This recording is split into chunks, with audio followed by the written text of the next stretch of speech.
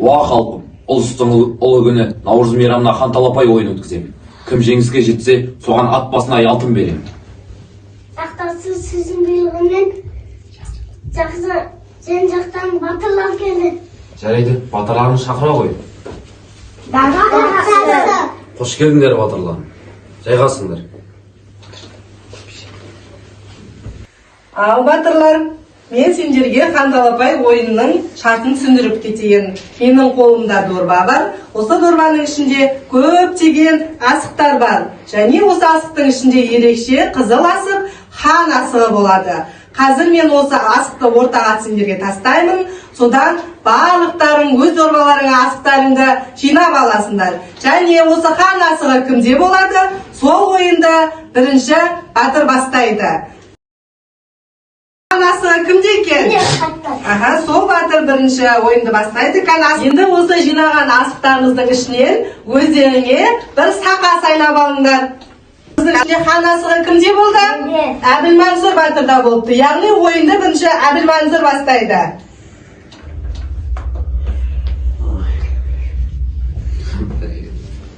Әбілмансұрға сұрақ бас қойың. Біз қандай мемлекетте тұрамыз? Қазақстан мемлекетінде. Жарайсың. Келесі батыр жалғастыра қой.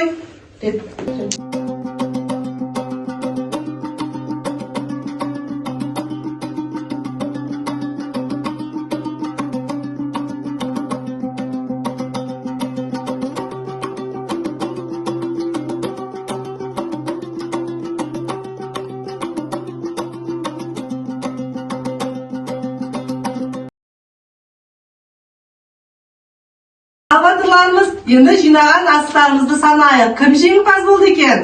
Кәні, айта қойшы, асығын санай қой. 1, 2, 3, 4, 5. Келесі батырымыз санай қой. 2, 3, 4, 5, 6. Ал, келесі батырымыз санай қой. 7, 3, 4, 5, 6, 7, 8, 9. О, жарайсың. Біздің ең мерген батырымыз Әлинұр батырымыз екен. Енді Әлинұр батырымызды марапаттайық. Бүгінгі хан талапай ойынында мергендігімен көзге түскен Сержан батыр. Әбілмансұр батыр. Бірінші орын алған Әлинұр батырға ат басына алтын беріледі. Ол ортаға кел.